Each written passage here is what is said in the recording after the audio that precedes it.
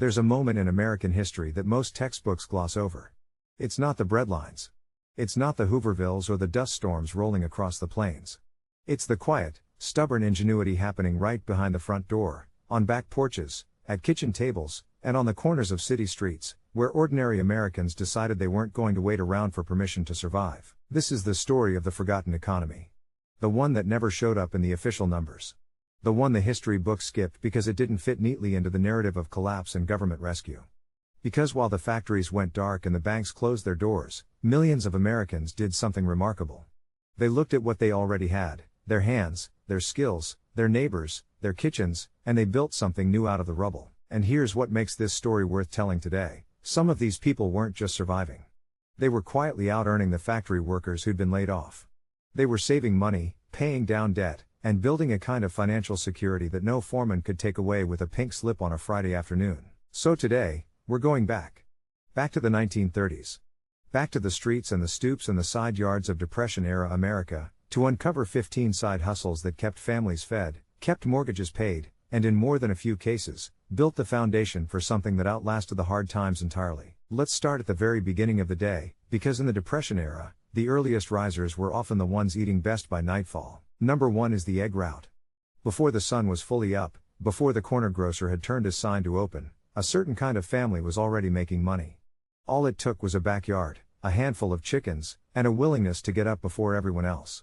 Families converted whatever outdoor space they had, small yards, side lots, even narrow strips of land between tenements, into modest but productive chicken coops.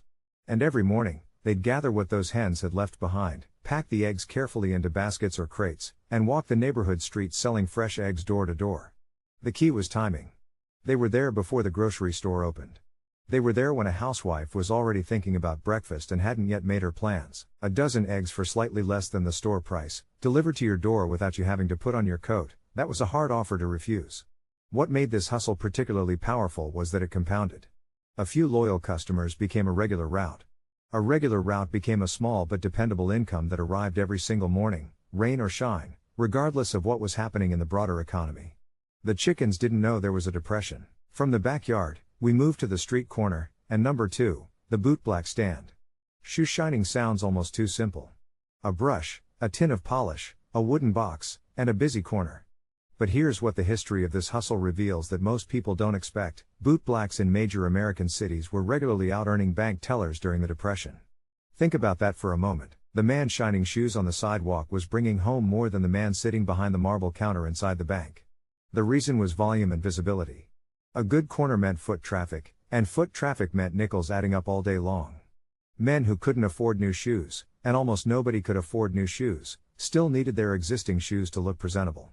Going to a job interview in scuffed shoes was a luxury you couldn't risk. Going to church, going to a meeting, trying to look like things hadn't fallen apart, appearances mattered enormously in the 1930s, maybe because so much else was out of people's control. The bootblack understood this, positioned himself accordingly, and collected accordingly. And speaking of appearances, let's talk about number 3, backyard barbering. A haircut at a proper barbershop cost money that a lot of families simply didn't have to spare. But hair keeps growing regardless of economic conditions, and a man still needed to look respectable if he was going to stand in line for work or sit across from anyone in any kind of official capacity. So the neighborhood barber, not the one with the spinning pole and the leather chairs, but the one operating off his back porch with a good pair of scissors and a steady hand, stepped in to fill that gap. A dime a cut. No overhead, no rent, no license fees eating into the margin. Just skill and a chair set out in the open air. Some of these informal barbers developed such loyal followings that they were booked days in advance, cutting hair from early morning until the light failed in the evening. What they were really selling wasn't a haircut. It was dignity. The chance to look like yourself again, at a price that didn't make you feel worse than you already did. Now we move inside, to the kitchen, where some of the most reliable Depression-era income was being generated one loaf at a time. Number 4, the bread and pie stand. The logic here was beautifully simple. If you were already baking for your family, doubling the batch cost almost nothing extra in time or fuel. And a fresh loaf of bread or a still warm pie set in the front window was one of the most effective marketing tools imaginable before anyone had heard the word marketing. The smell alone brought people to the door. Families who had a reputation for good baking could move significant quantities this way, not just bread, but pies, rolls, cakes, anything that kept the neighbors coming back. The price point was low enough to be accessible even to other struggling families, but the volume made up for the thin margins. And unlike a factory wage, this income arrived daily, in small reliable increments, tied to a skill that lived entirely in the hands of the person doing the work, related to baking but with a longer shelf life is number 5, home canning. If the bread and pie stand was the daily income, home canning was the seasonal windfall that kept on paying. The strategy was straightforward: grow as much as you could through the summer, preserve everything that couldn't be eaten fresh, and then sell those preserved goods in the dead of winter when fresh produce was expensive, scarce, and desperately wanted. Families who had invested in a pressure canner and learned the craft of preservation were sitting on something genuinely valuable come January. Jars of tomatoes, peaches, corn, green beans, these weren't luxuries in winter, they were necessities. And the family selling them from their front porch was providing a real service at a real savings over what the store was charging. This hustle required patience, planning, and summer labor, but it paid dividends in the coldest months when money was always tightest. From the kitchen to the sewing table, number 6, table piecework. The garment industry during the Depression was contracting in its official form, but the work didn't disappear, it shifted. Factory owners discovered they could distribute work to home sewers and pay by the piece, avoiding the overhead of running full factory operations. Women, and it was largely women doing this work, would collect bundles of cut fabric from a garment shop, bring them home, and spend their evenings and early mornings stitching collars, hemming seams, attaching buttons, finishing garments by the dozen. The pay per piece was modest, but skilled hands could move fast, and fast hands doing piecework at a kitchen table, with no commute and no childcare to arrange, could generate income that added up meaningfully by the end of the week. What this hustle gave beyond money was flexibility. You could work around the children, around the household, around whatever else life demanded that day. Closely related, number 7, hiring out a sewing machine. Not everyone had one, but those who did sat on a resource that their neighbors needed. A good sewing machine in the 1930s represented a serious investment, and for families that owned one, it could be put to work in two ways. Either you rented time on it to neighbors who needed to do their own repairs and alterations, or, more commonly, you offered your own skilled labor by the garment, taking in neighbors' mending, alterations, and custom work. The Depression created an enormous market for this. New clothes were out of reach for most families. But a skilled seamstress with a good machine could take a man's worn suit and make it presentable again, could let out a child's dress another season, could transform curtains into clothes and clothes back into something useful. The machine became a small factory. The home became a workshop. And the skill sitting in the operator's hands was the kind that couldn't be taken away. Now let's step outside again, because some of the most overlooked Depression-era income came from people who were simply willing to move things. Number 8, wheelbarrow hauling. It sounds almost comically basic, and that's exactly why it worked. Strong legs, a simple wheelbarrow, and a willingness to do the physical work that other people couldn't or wouldn't do. Moving coal from a delivery point to a basement. Hauling ash and debris from a demolition site. Shifting heavy materials across a yard or down a street. There was always something that needed moving in the city, and the man with the wheelbarrow who showed up reliably and worked hard was rarely without a job for the day. This hustle required almost no capital, no special knowledge, and no credentials. What it required was physical stamina and the willingness to show up. And in exchange, it paid in cash, same day, every time. From hauling to collecting, number 9, junk and scrap trading. This one built empires in miniature. The junk trader, sometimes operating a horse cart, sometimes just a hand cart, sometimes just a canvas bag slung over one shoulder, moved through the city collecting what other people had discarded. Metal scraps, rags, glass bottles, worn out rubber. None of it worth much individually. All of it worth something when accumulated in quantity and sold to the scrap yards and rag merchants who supplied the raw material for industries that never fully stopped. The best junk traders developed a kind of intuitive map of their territory, which blocks put out the most metal on which days, which businesses generated useful waste, where to find the high-value discards that others walked past without seeing.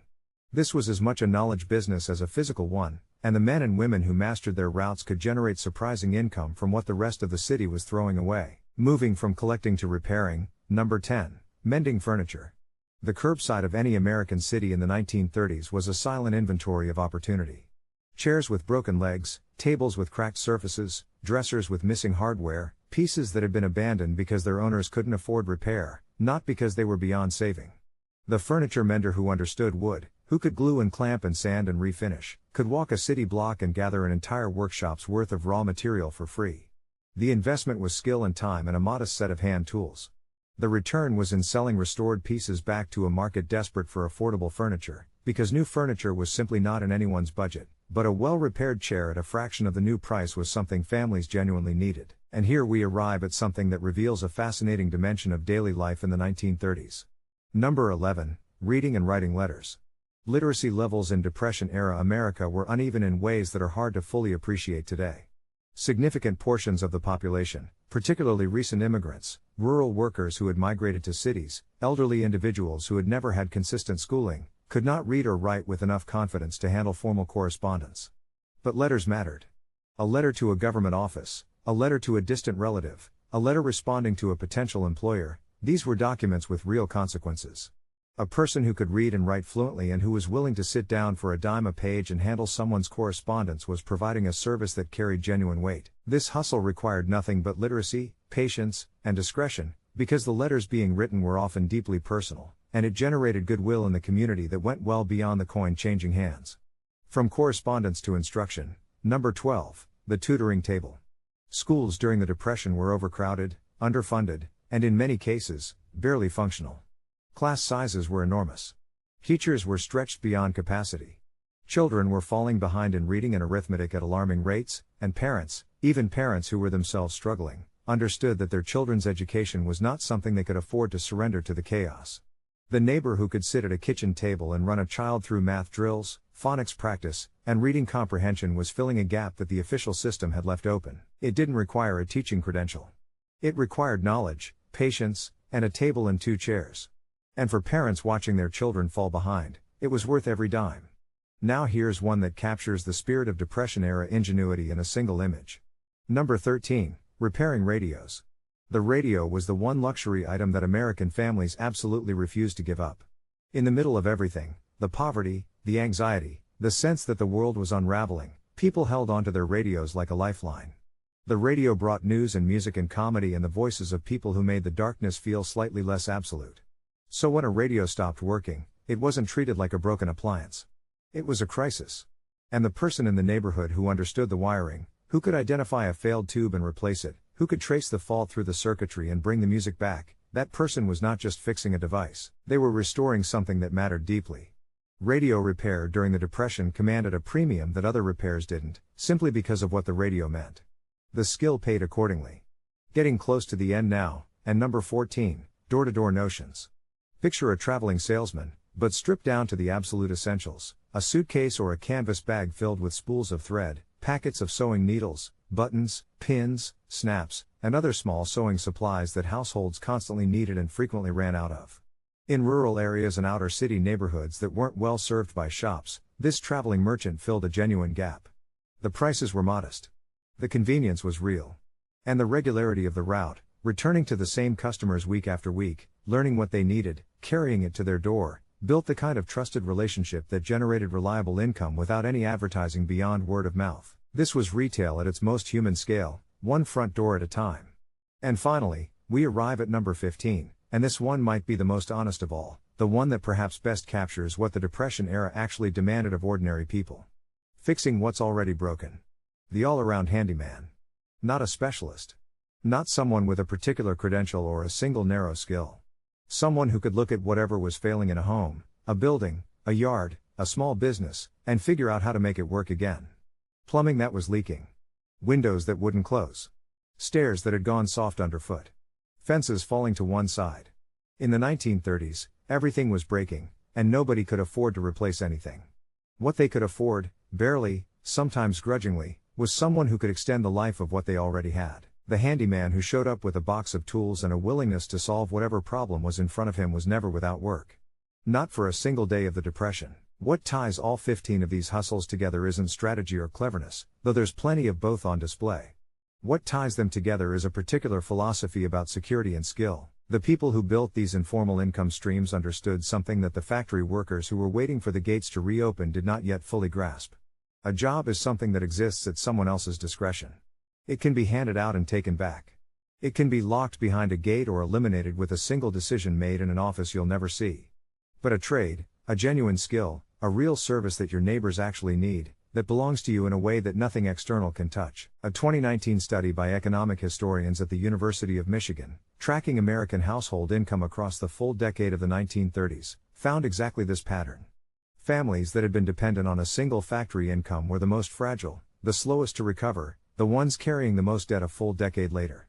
The families that had built what researchers called survival economies, multiple small streams of informal income, rooted in real skills and real community relationships, recovered faster, saved more, and came out the other side of the depression with something to show for the hardship they'd survived. They weren't entrepreneurs, at least not in the way we use that word today. They were neighbors. They were people who saw what was needed and stepped in to provide it.